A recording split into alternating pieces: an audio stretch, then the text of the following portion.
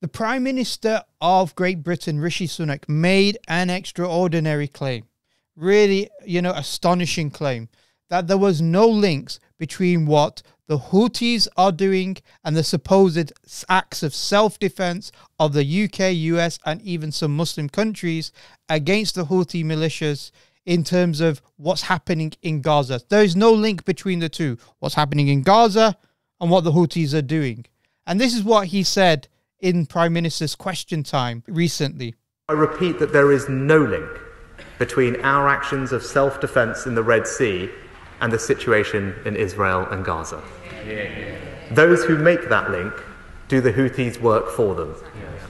And I want to be clear that those here at home who glorify the Houthis' attacks are glorifying terrorism, plain and simple. They will be met with a zero-tolerance approach. So it's very clear what Rishi Sunak is saying. He's saying basically two things. Firstly, there is no link between the two. What the Houthis are doing and what is happening within Gaza, and the subsequent result of the attacks of the Americans and the British and even some Muslim countries against the Houthis in Yemen. And by no means we're not here to turn around and support and agree with the Houthis, the militia. But what we can say and we can do is call out the utter cognitive dissonance that's occurring with regards to the Prime Minister. Cognitive dissonance, this idea that you can have beliefs and commitments that completely contradict or do not align with the evidence and the reality before you. So that was the first claim, that there was no link. The second claim is that anybody who justifies or glorifies, as he calls it, glorifies the Houthis' attacks are basically supporting terrorism. So what's going on here? Why is he trying to say this? It's very clear that what the West does repeatedly, what we have seen even in Israel and the October 7th attack, was that they try to decontextualize any act of violence done by the Muslims or those people whom they consider as going against their geopolitical interests. And so what they do is they decontextualize it to the point that the act of violence is seen as random, as seen as irrational, immoral, non-justifiable in any way whatsoever. And so this is what they want to present to the people, that actually we have to attack the Houthis. If we don't attack the Houthis, they're going to come and attack us, or attack our shipping. And it's nothing to do with our foreign policy, and it's nothing to do what's occurring within Gaza. So they try to decontextualize the attacks that are taking place, saying there is no link. At the same time, try to give this idea within not just the parliament, but in wider society, that what you're dealing with are like barbarians, irrational people. They have no justification whatsoever. They just simply hate us for who we are. As they said after 9/11, they hate us for our freedoms. That's it. Americans are asking, why do they hate us? They hate what they see right here in this chamber. A democratically elected government. Their leaders are self-appointed. They hate our freedoms. Our freedom of religion, our freedom of speech, our freedom to vote and assemble and disagree with each other. So they try to decontextualize these things in order to then justify that the only response is not negotiation, is not try to reason with them, is not to try to, think about what their motivations are and maybe come to some sort of understanding about it. But the only reaction to be justified against these mindless barbarians is violence, because that's all they can understand and they know.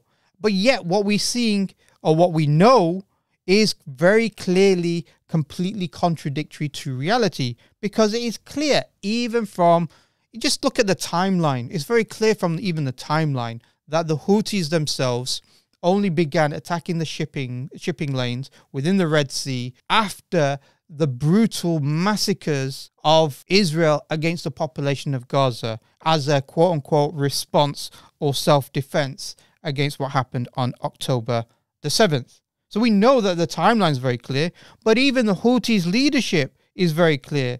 They said that their attacks will not cease until Israel's crimes in Gaza stop. And we know some of those crimes are currently being debated in the ICJ, adjudicated by the International Court of Justice regards to genocide, but there's numerous other crimes that they've also committed. So firstly, is that the crimes in Gaza stop, and food, medicine and fuel are allowed to reach its besieged population. Now, can you imagine if Rishi Sunak turned around and said, well, actually, this is the demands. This is what is being claimed regards to the Houthis, why they're attacking us. They're attacking us because they're claiming that they want the crimes of Israel to stop, and they want food and water and fuel and medicine to the levels that's needed to be resupplied back to the besieged people of Gaza. Now, there would be therefore no justification for war. There would be no justification for acts. And in fact, the idea that the only option would be to attack the Houthis would now dissolve.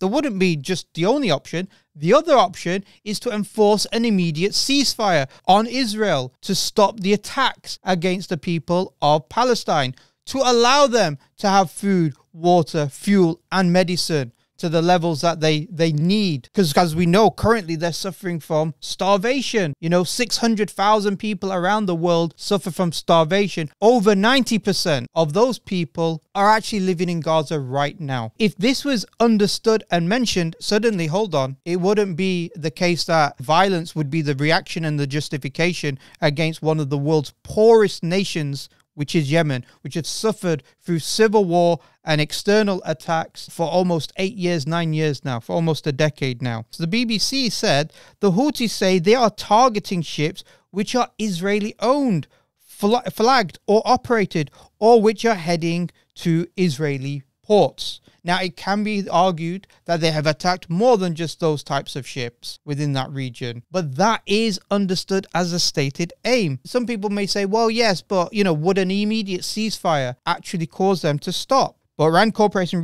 researcher Alex Stark, she's made the case that pushing for an end to the war in Gaza was probably the most effective way for Washington to de-escalate tensions within the Houthis.